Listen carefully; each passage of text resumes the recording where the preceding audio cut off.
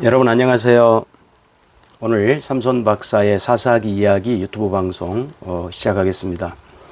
이 유튜브 방송이 하나님의 말씀을 우리가 새롭게 깨달아갈 뿐 아니라 우리의 삶에 적용되어져서 우리의 거룩과 성숙을 한 단계 더 끌어올리는데 귀하게 쓰임받기를 바랍니다.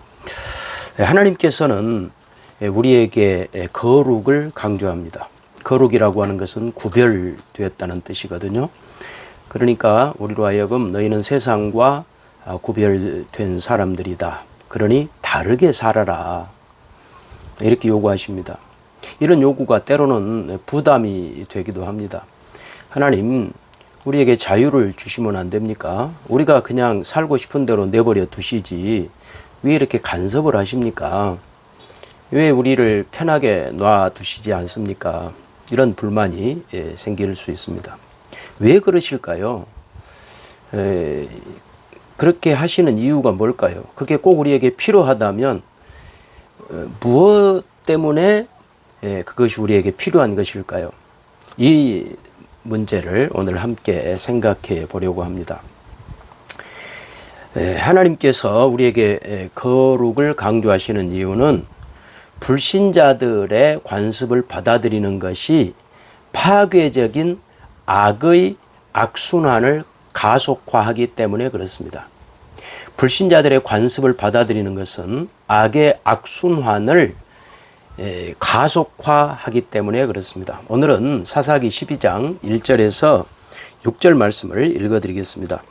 에브라임 사람들이 모여 북쪽으로 가서 입다에게 이르되 네가 암몬 자손과 싸우러 건너갈 때 어찌하여 우리를 불러 너와 함께 가게 하지 아니하였느냐. 우리가 반드시 너와 내 집을 불사르리라 하니 입다가 그들에게 이르되 나와 내 백성이 암몬 자손과 크게 싸울 때에 내가 너희를 부르되 너희가 나를 그들의 손에서 구원하지 아니한 고로 나는 너희가 도와주지 아니하는 것을 보고 내 목숨을 돌보지 아니하고 건너가서 암몬 자손을 쳤더니 여호와께서 그들을 내 손에 넘겨주셨거늘 너희가 어찌하여 오늘 내게 올라와서 나와 더불어 싸우고자 하느냐 하니라.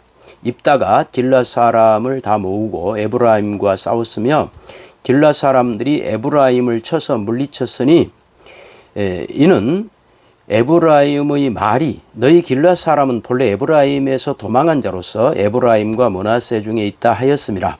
길르앗 사람이 에브라임 사람보다 앞서 요단강 나루턱을 장악하고 에브라임 사람의 도망하는 자가 말하기를 청하건대 나를 건너가게 하라 하면 길르앗 사람이 그에게 묻기를 네가 에브라임 사람이냐 하여 그가 만일 아니라 하면 그에게 이르기를 쉿볼렛이라 발음하라 하여 에브라임 사람이 그렇게 바로 말하지 못하고 쉿볼렛이라 발음하면 길라 사람이 곧 그를 잡아서 요단강 나루턱에서 죽였더라. 그때의 에브라임 사람의 죽은 자가 42,000명이었더라.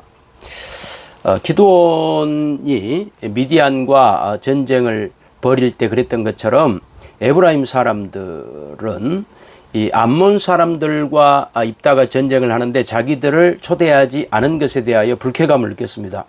그래서 입다를 찾아와 가지고 불평을 하는데 그 불평의 강도가 아주 심합니다. 뭐라고 이야기하냐면 우리를 부르지 않았기 때문에 전쟁에 부르지 않았기 때문에 우리가 반드시 너와 내 집을 불사르겠다. 불살라 죽이겠다. 이렇게 위협을 합니다. 아이러니죠. 조금 전에 입다가 자기의 무남 동료 외동딸을 불태워 죽였지 않습니까? 하나님 앞에 번제라고 하는 명목으로 아주 끔찍하게 죽였는데 이제 이 에브라임 사람들이 입다를 그 집을 그렇게 불태우겠다라고 이야기합니다. 그때에 입다가 이제 뭐라고 이야기를 하냐면 내가 암몬과 싸울 때 너희가 오지 않았지 않느냐, 너희가 나를 도와주지 않았지 않느냐. 그럼 나 혼자 나가서 너희 도움 없이 내가 나가서 여호와의 도움으로 승리했건만 왜 이제 와서 이렇게 말하느냐 라고 하면서 전혀 그들과 협상하거나 그들과 화해할 그런 의지를 밝히지 않습니다. 여기에서 여호와 하나님이 나를 도와줬다라고 하는 말은 이게 언뜻 보면 입다가 굉장히 믿음의 고백인 것처럼 들리지만 그렇지 않습니다. 하나님을 이용하는 것이죠. 동족과의 경쟁 구도 속에서 하나님이 너희는 안 도와줬지만 나는 도와줬어. 그래서 내가 승리한 거야. 이제 까불지 마. 입 닥쳐. 이런 뜻이거든요. 거기에 하나님을 사용해요. 지파들이 서로 화합하고 서로 하나님의 뜻을 이루어 가기 위하여 여호와를 동원하는 것이 아니라 자기 일을 내세우기 위하여 자기 뜻을 관철하기 위하여 자기가 에브라임보다 더 우월하다. 다른 지파보다 우월하다. 그러니까 나를 함부로 하지 말아라. 라고 하는 말을 하기 위하여 여호와를 동원하고 있는 거예요. 그러니까 이 입다의 자기 중심성이 이런 위기 상황 속에서도 고스란히 드러납니다. 그래서 입다가 하는 말을 보면요. 나와 내 백성, 1인칭 대명사. 이런 그 표현을 많이 합니다. 내가 너희를 부르되 너희가 나를 위하여 그들의 손에서 구원하지 아니했다. 또 3절도 나는 너희가 도와주지 아니한 것을 보고 내 목숨을 돌보지 아니하고 여호와께서 그들을 내 손에 넘겨주셨다. 나에게 나를 위하여 이렇게 하면서 자기를 굉장히 강조하고 있습니다.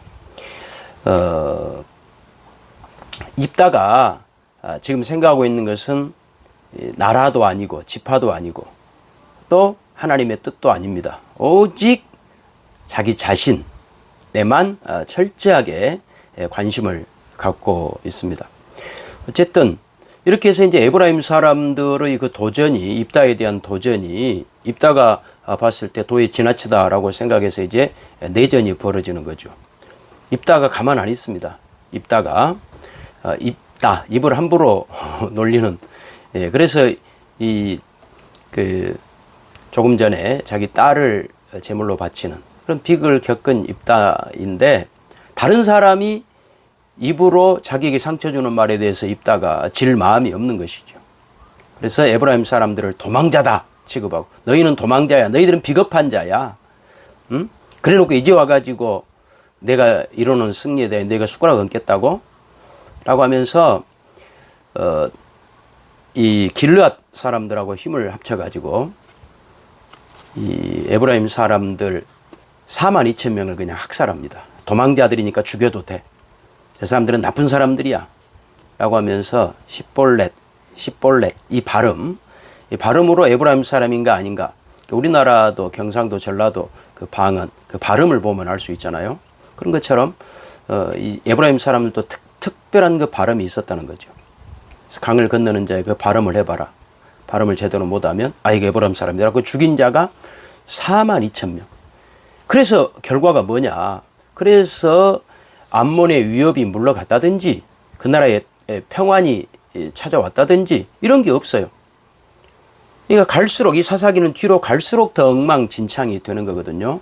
왕이 없으므로 모든 백성이 자기 소견에 옳은 대로 행하였더라로 지금 가고 있는 것인데 입다는 사사기에 나오는 사사들 중에 가장 짧은 통치 기간인 6년을 통치합니다.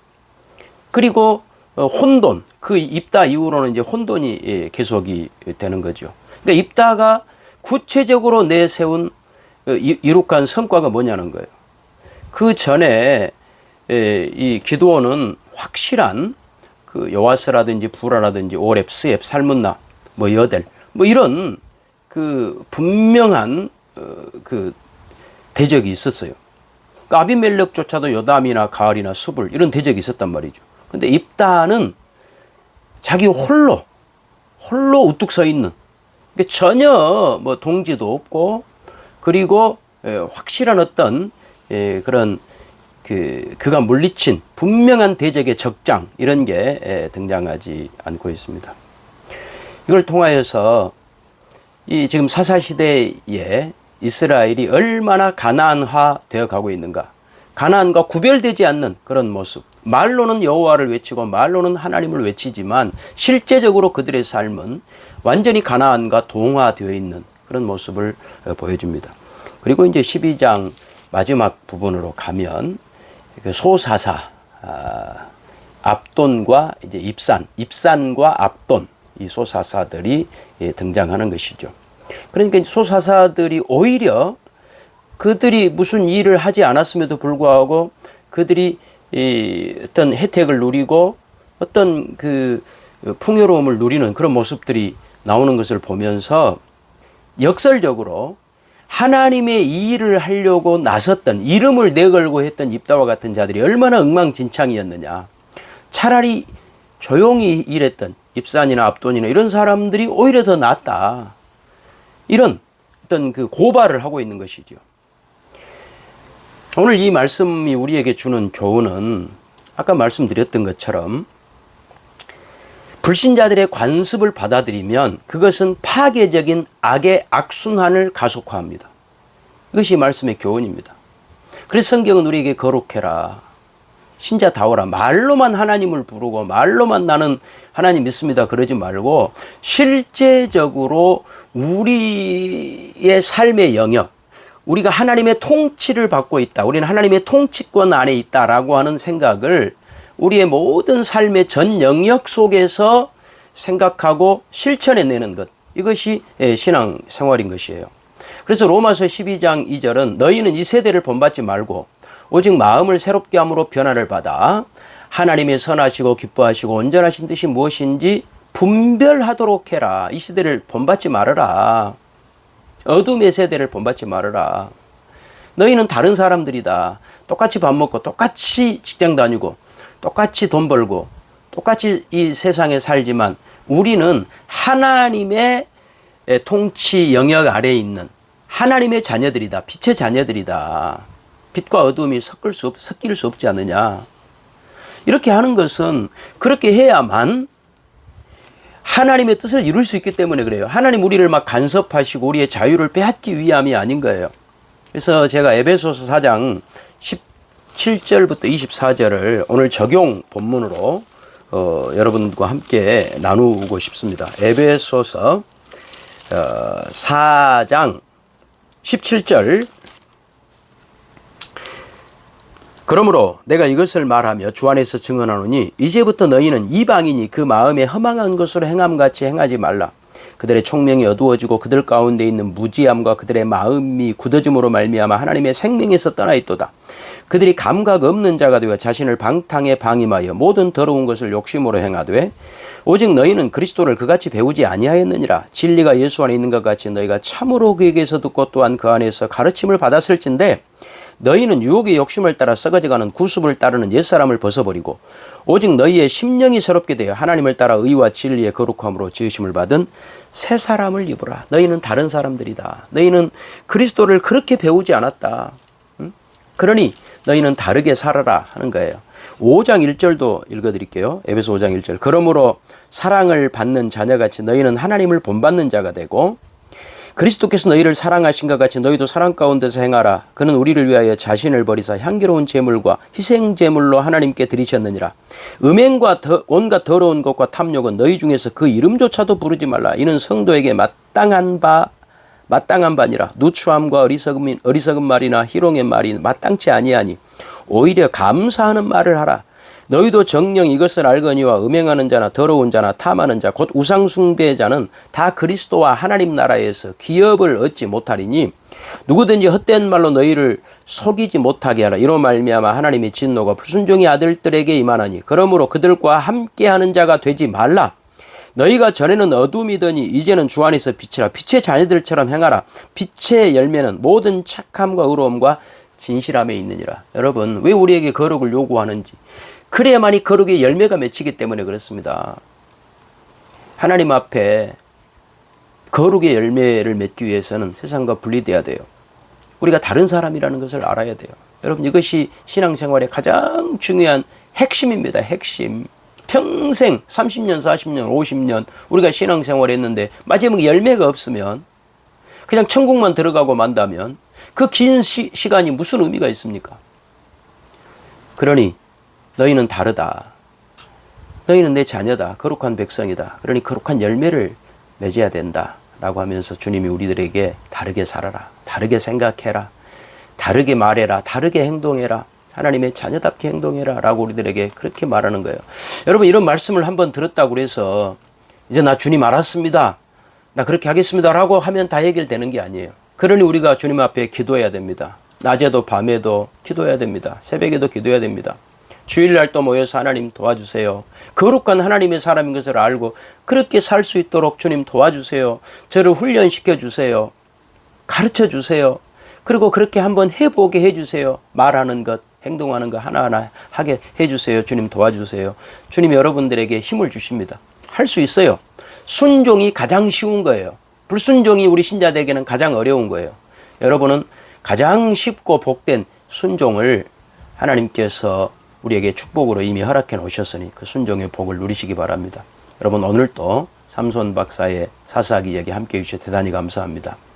다음 주일에 또 뵙겠습니다.